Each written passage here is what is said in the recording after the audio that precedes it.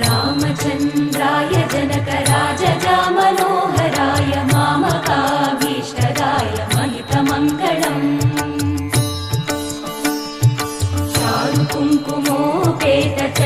चारुकुङ्कुमोपेतचन्दनानुचर्चिताय हारकटकशोभिताय भूरिमङ्गलम्